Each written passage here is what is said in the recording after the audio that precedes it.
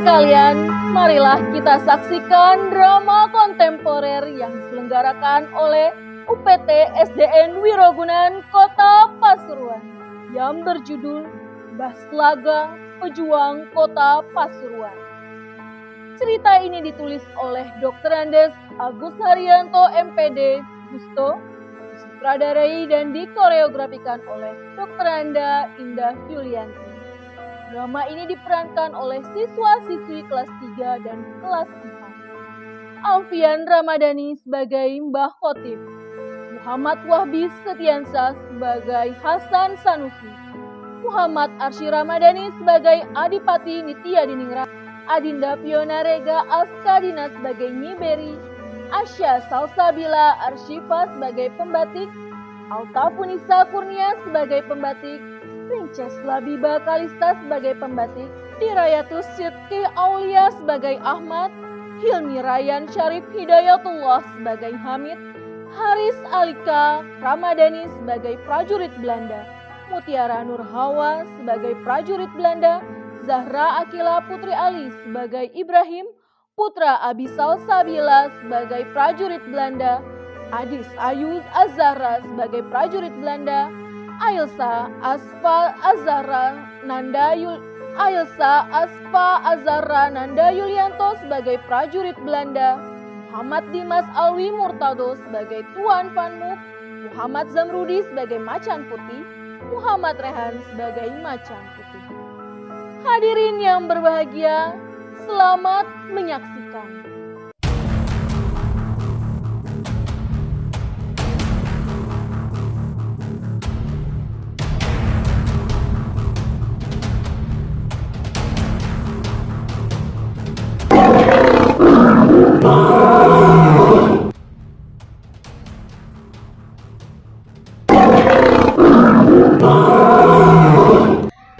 Perkembangan Islam di Pasuruan disinyalir mulai berangsur-angsur masuk abad ke-15 dan ke-16.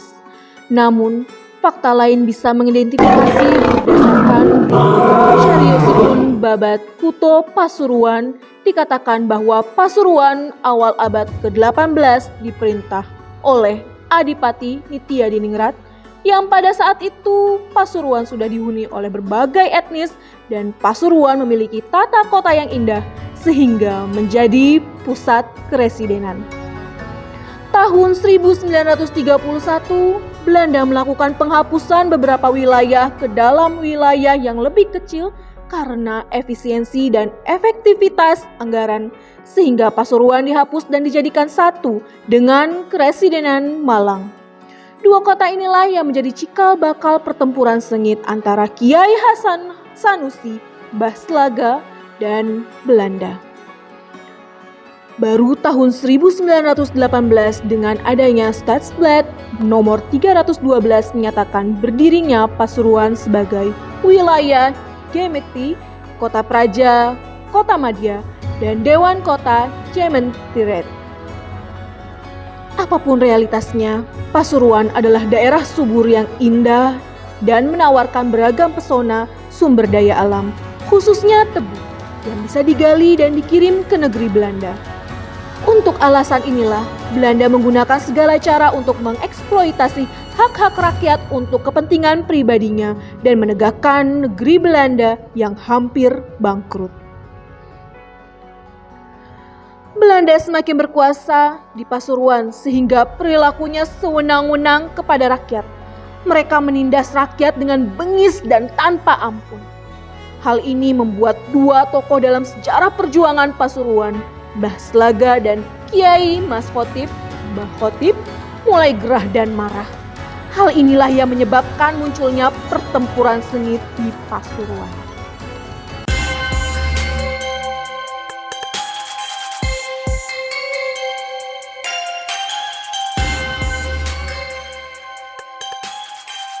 Wahai warga Pasuruan, penjajah Belanda sudah keterlaluan dalam menindas dan menyiksa rakyat.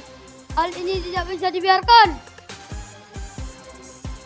Maaf Pak Kiai, apa kita sanggup menghadapi bala tentara Belanda yang cukup banyak itu Pak Kiai? Jangan takut santriku, Allah selalu bersama orang-orang yang berjuang di jalannya. Allah berfirman, "Tujahidu fi sabilillah bi amwalikum wa anfusikum, dzalikum in kuntum ta'lamun." Giatlah kalian dengan seluruh harta dan jiwa kalian. Itu pun jika kalian mengetahui. Pak Kiai, bagaimana kalau kita satukan kekuatan kita dengan cara memanggil kakak Pak Kiai Hasan Sanusi yang berada di Malang untuk hadir di Pasuruan agar perjuangan kita sempurna dan kuat? Baiklah, saya perlu konsultasi dengan Adipati Nitya Ningrat dulu untuk memanggil beliau datang ke Pasuruan. Yang penting, kita harus menyusun kekuatan dan strategi untuk mengalahkan musuh-musuh kita. Baiklah Pak Kiai. Jangan lupa, jadikan perjuangan ini bagian dari perjuangan mempertahankan kebenaran dan harga diri kemanusiaan yang sangat dijunjung tinggi oleh agama kita. Pak Kiai. Suasana semakin senyap karena masing-masing semakin tenggelam dalam perasaan masing-masing dan semangat untuk membela rakyat di jalan Allah. Setelah menentukan strategi dan tanggal serta hari penyerangan, Mbah Khotib pun akhirnya mengizinkan para santrinya untuk beristirahat dan menyiapkan pelajaran esok hari. 2 minggu kemudian, setelah berkonsultasi dengan Adipati Nitya Diningrat tentang kemauannya untuk mendatangkan Mbah Slaga, akhirnya Mbah Khotib siap melakukan penyerangan sambil menunggu datangnya bantuan dari Mbah Slaga. Verstom, ik ben in Vuhre aber alles. Aku mendengar Kiai Khotib dan santrinya mulai menyusun strategi baru di Sulawesi untuk menyerang kita. Beraninya mereka melawan kita, Apa yang mereka andalkan untuk bisa mengalahkan prajurit kita yang handal dan terlatih? Maaf, benar. Apakah tidak sebaiknya kita selidiki dulu kebenaran berita penyerangan ini, sambil kita susun strategi baru? Baik, that is in good idea. Kita susun kekuatan, sebelum diserang, kita akan menyerang markas Khotib segera. Selang beberapa hari setelah mengetahui kebenaran bahwa Mbah Khotib akan menyerang pasukan Belanda, Menir Panmuk memerintahkan pasukannya untuk menyerang sarang pengikut Mbah Khotib. Para santri semuanya, ayo bangkitlah, angkatlah senjata. Kita akan memerangi mereka dengan sekuat tenaga. Yakinlah bahwa Allah selalu bersama kita. Ukal watani minal al-iman. Serang!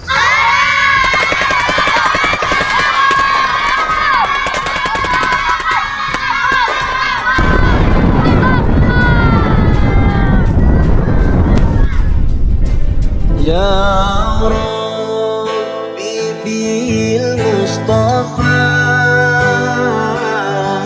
alimna qasidana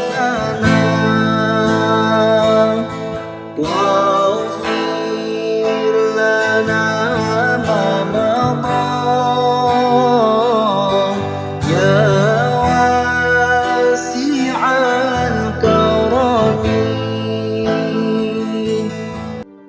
Para santri yang sudah memiliki semangat tinggi dan rela berjihad di jalan Allah selalu siap siaga menghadapi pasukan Belanda yang diyakini sebagai bagian dari zolimun, orang-orang yang zolim. Pertempuran sengit pun terjadi. Awalnya pertempuran itu terkesan seimbang dalam mengobarkan semangat. Karena kalah persenjataan, prajurit Mbah Khotib akhirnya mulai terdesak. Karena keyakinan yang teguh akan pertolongan Allah, mereka pun terus berjuang dan mengobarkan semangat jihad. Dalam pertempuran itu, banyak korban dari kedua belah pihak, termasuk dari pasukan Mbah Khotib yang jauh lebih banyak korbannya. Akhirnya, Allah pun bukan hanya mengendaki para santri Mbah Khotib yang menjadi mujahid, akan tetapi juga Mbah Khotib pun juga menjadi mujahid. Mendengar peristiwa ini, Mbah Slaga dalam perjalanan ke Pasuruan menjadi sedih dan semakin berkobar semangatnya untuk menyerang pasukan Belanda. Setelah tiba di Pasuruan, Mbah Slaga langsung menuju makam Mbah Khotib, adiknya, untuk mendoakan. Penyerangan pun akhirnya dilanjutkan oleh Mbah Slaga. Kematian Kiai Khotib bukanlah akhir sebuah perjuangan mengenyahkan kedoliman. Ini adalah perjuangan kita. Mari kita bangkit dan menyerang pasukan Belanda. Kita perjuangkanlah Allah dan untuk Allah. Allahu Akbar! Allahu Akbar! Allahu Akbar! Allahu Akbar! Pak Kiai, apakah kita boleh membuat persenjataan dari seadanya untuk menyaingi persenjataan pasukan Belanda yang lengkap? Boleh saja, tapi ingat, kita tidak boleh menyakiti orang yang lemah, apalagi membunuhnya. Membunuh lawan hanya dilakukan sepanjang menghina agama Allah dan Nabi Muhammad. Inilah etika berperang dalam Islam. Baiklah Pak Kiai. Mbah Slaga pun mulai menyusun kekuatan dan mengobarkan semangat jihad fisabilillah. Beliau sangat yakin tentang pepatah bijak. Hub al-watoni min al-iman. Festam, kamu orang masih belum takut mati, ha? Adikmu sudah terbunuh dan engkau pun akan melawan kami. This is clear. Kami tidak takut dengan siapapun karena kami yakin kebenaran selamanya akan mengalahkan kebatilan. Al-watoni minal al-iman. Ini perintah agama kita untuk tetap menjaga dan mempertahankan tanah air tercinta. Festam, kamu terlalu banyak kata. Hadapi pasukanku. Pasukan siap serang. Mari kita hancurkan kezaliman yang ada di depan kita. Jadikan perjuangan kita ini sebagai ruh al-jihad untuk menggapai ridha Allah. Allahu Akbar! Allahu Akbar! Allahu Akbar! Allahu Akbar! Maju dan serang!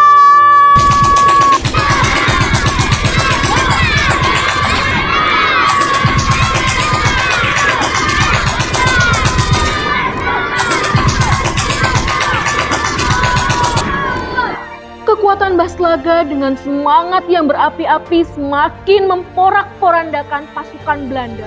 Padahal hanya menggunakan senjata yang sangat sederhana seperti bambu runcing, besi bekas, kayu, dan lain-lain. Inilah kekuatan iman dan semangat keagamaan yang ada dalam diri. Prajurit, ayo kita bangun kekuatan kembali dan serang markas Hasan Sanusi. Hancurkan dan bunuh semua. Festam, mundur! Karena semakin terdesak, akhirnya Van Mook meminta bantuan dari Kresidenan Malang untuk membantu pasukannya. Beberapa hari lagi, Van Mook mulai menyerang kembali Mbah Slaga. Kita susun kekuatan baru karena musuh terlalu banyak dan tangguh. Kita mundur bukan takut kalah atau menjadi pengecut. Ini sebagai wujud optimisme perjuangan menegakkan kebenaran. Para santri, mundur! Mbah Slaga dan prajuritnya akhirnya menarik diri dari medan pertempuran.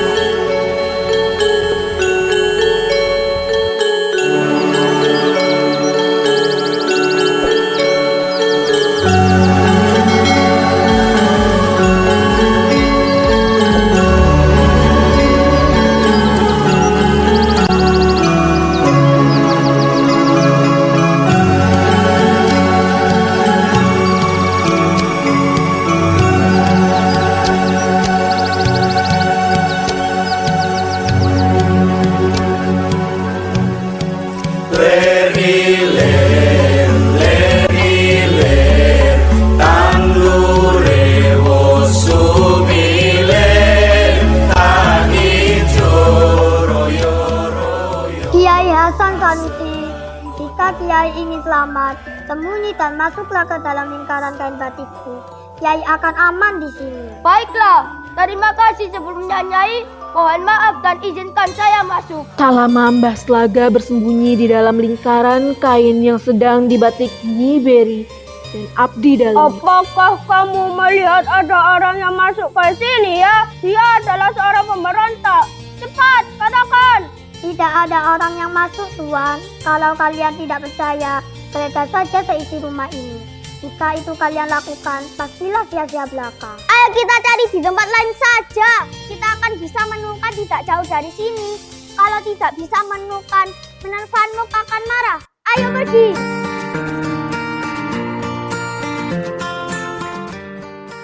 Keluarlah Kiai. Kiai. Pasukan Belanda sudah pergi. Kiai sudah aman di sini. Terima kasih atas bantuannya Nyai Peri. Apa yang saya bisa lakukan atas kebaikan Nyai ini? Saya tidak minta apa-apa karena saya tulus menolong Kiai. Jika saya diharuskan meminta, maka kelak jika saya meninggal, tolong makamkan aku di sebelah makam Kiai Hasan Sanusi. Baiklah, kalau begitu, aku berjanji untuk menyandingkan makammu di dekat makamku. Setelah kondisi benar-benar aman, Mbah Slaga menghadap Adipati Pasuruan, Nitya Diningrat I untuk menceritakan perkembangannya. Terima kasih Kiai Hasan Sanusi, kamu turut menenangkan suasana bumi Pasuruan ini. Mudah-mudahan kondisi aman ini terjaga hingga kapanpun. Baik Adipati, atas jasamu dalam menjaga ketenangan wilayah, aku menganugerahimu sebidang tanah. Gunakan tanah ini sebagai tempat dakwah dan mencerahkan umat. Semoga bermanfaat. Baiklah Adipati, saya akan membangun sebuah masjid yang akan saya beri nama Masjid Agung Al-Anwar dan akan saya gunakan sebagai sarana dakwah untuk mencerahkan rakyat kota Pasuruan.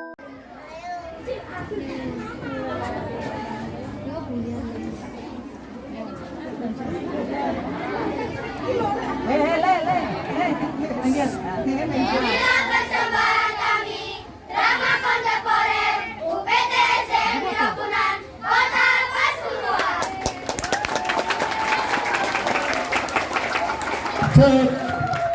Tepuk tangan yang meriah untuk anak-anak semuanya.